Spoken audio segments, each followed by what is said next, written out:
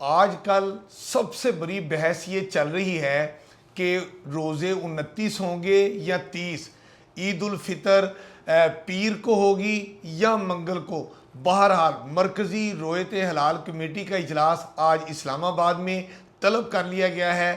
مولانا عبدالخبیر آزاد اور مختلف مکاتب فکر کے جو علماء ہیں، جو اس کمیٹی کے ممبر ہیں، اور جدید سائنسی ٹیکنالوجی کے جو لوگ ہیں، وہ آج مرکزی رویت ہلال کمیٹی میں بیٹھ کر چاند دیکھیں گے اور فیصلہ کریں گے کہ عید پیر کو ہوگی یا منگل کو۔ اس وقت ہمارے درمیان موجود ہیں قاری خلیل الرحمان صاحب۔ آپ جامعہ اشرفیہ کے سینئر استاد ہیں اور فلکیات کے حوالے سے یہ بہت زیادہ علم بھی رکھتے ہیں کہ دینی حوالے سے۔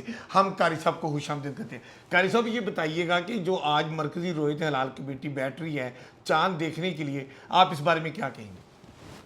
بسم اللہ الرحمن الرحیم۔ شکریہ۔ رویت ہلال کمیٹی ہماری پاکستان کی جو چاند دیکھنے کا سسٹم ہے بہت قدیم ہے۔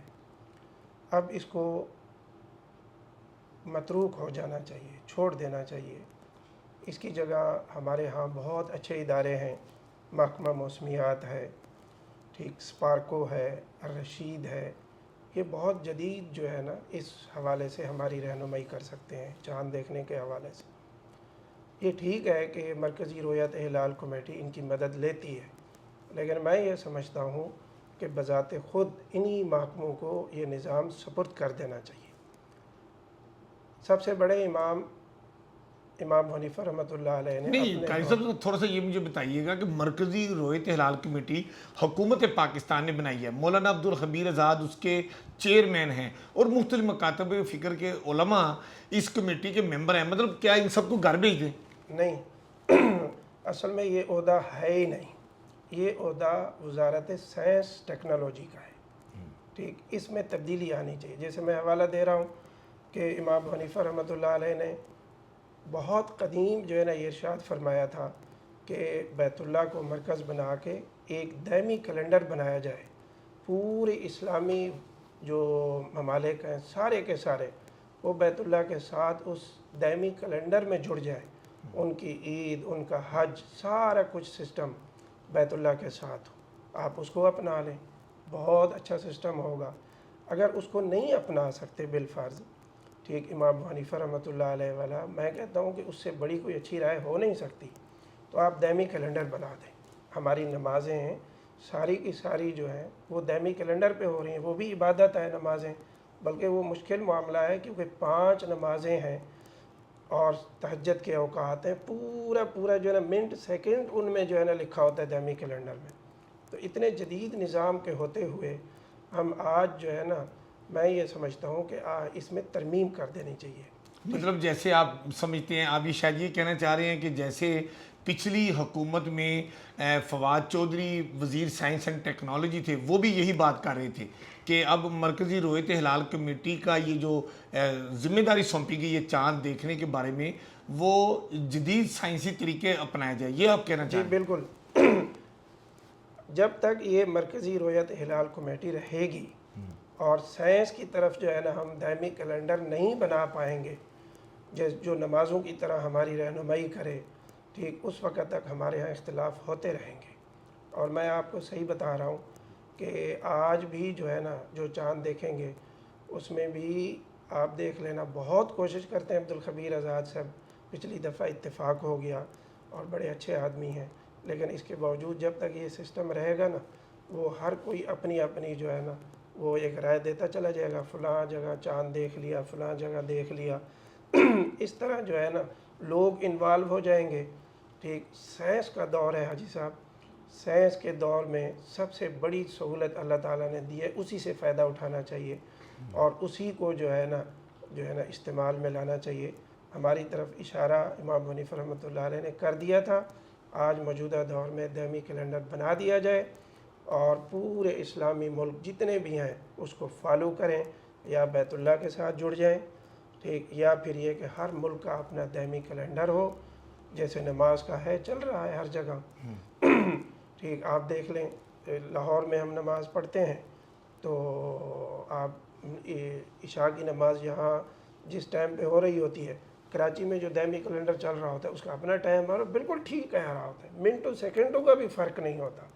تو چاند کا بھی محکمہ موسمیات بتا رہا ہے کہ جی اس کی اتنی عمر ہے، اتنے بج کے اتنے منٹ پہ طلوع ہوا، اتنے منٹ پہ جو ہے نا وہ رہے گا. تو ان سے ہمیں استفادہ کرنا چاہیے، ان چیزوں کو چھوڑ نہیں دینا چاہیے. علماء آگے آئیں اور جو ہے نا ہماری رہنمائی کریں امام حنیفہ کے جو ہے نا اس قول کی روشنی میں، اور اس سائنس کے دور سے فائدہ اٹھانا چاہیے. اچھا قاری صاحب یہ بتائیے، جب چاند دیکھنے کے لیے مرکزی رؤیت ہلال کمیٹی، اس کے زونل کمیٹیز، اس کی ڈسٹرکٹ کمیٹیز بیٹھتی ہیں، پروونشنل کمیٹیز بھی ہوتی ہیں، تو مطلب آپ سمجھتے ہیں کہ یہ اب سارا سسٹم پیک کر دیں اور صرف سائنس اور ٹیکنالوجی اور جدید جو سسٹم ہے اس کو اپنایا جائے، یہ آپ کہنا بالکل چاہتے ہیں؟ بالکل بالکل میں یہی کہہ رہا ہوں کہ وہ سارا سسٹم جو ہے نا پیک کر دیا جائے. اس میں حاجی صاحب مسئلہ یہ ہوتا ہے کہ جو لوگ مثلا کسی جگہ سے بھی چاند دیکھ رہے ہیں، پھر چاند میں بھی اگر آپ فقہ میں جائیں، جیسے ہمارے پشاور کے لوگ جو ہیں وہ ہمارے ساتھی وہ کہہ دیتے ہیں جی چاند نظر آ گیا ہے تو ہم عید کر رہے ہیں. پاکستان رؤیت ہلال کمیٹی اعلان کرے نہ کرے جی ہم عید کر رہے ہیں، ماضی میں دیکھا گیا کہ وہ اس طرح عید کرتے رہے ہیں، پھر وہ دباؤ ڈال دیتے ہیں. اور پاکستان میں عملاً 2 عیدیں بھی ہم نے دیکھی ہیں جی اکثر. بالکل ایسا ہی ہے. تو جب دائمی کیلنڈر بن جائے گا ٹھیک، اور وہ سب کا وزارت سائنس اس کو جو ہے نا وہ اپروو کر دے گی، بس سسٹم صحیح ہو جائے گا. ہماری تو اس معاملے میں یہی رائے ہے. باقی جو ہے نا مطلب آپ یہ کہتے ہیں کہ آج جو چاند دیکھنے کے لیے مرکزی رؤیت ہلال کمیٹی بیٹھے گی وہ تو بیٹھ جائے، اس دفعہ تو بیٹھ جائے، اس دفعہ بیٹھ جائے. اور مولانا عبدالخبیر آزاد صاحب چونکہ آپ پتہ ہے وہ ماشاءاللہ بڑے وحدت کے قائل ہیں اور بڑا پیار محبت ان کی زبان میں بھی ان کے سٹائل میں بھی، وہ سب کو ساتھ لے کے چلتے ہیں.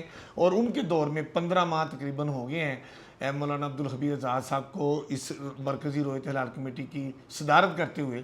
تو جو رمضان آیا وہ بھی اتفاق رائے سے ہو گیا، جو عید بھی ماضی میں گزری وہ بھی اتفاق رائے سے پورے ملک میں ایک دفعہ ہوئی، اور اس دفعہ بھی ابھی چند دن پہلے میں نے ان کا انٹرویو کیا ہے اور انہوں نے اسی طرف اشارہ کیا ہے کہ وہ پوری کوشش کریں گے کہ تمام مکاتب فکر کے علماء اور سائنسی جو ہمارے ادارے ہیں وہ اس بات پر متفق ہوں کہ عید ایک ہی دن ہو.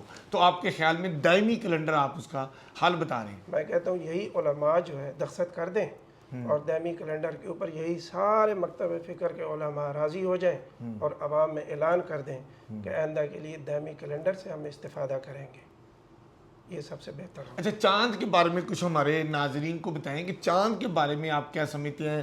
کہا جاتا ہے چاند کہیں نظر آیا کہیں نظر نہیں آیا، کہیں اس کی عمر جو ہے وہ ابھی اتنی تھی، اتنی عمر کم از کم اتنی ہونی چاہیے، اتنے گھنٹے.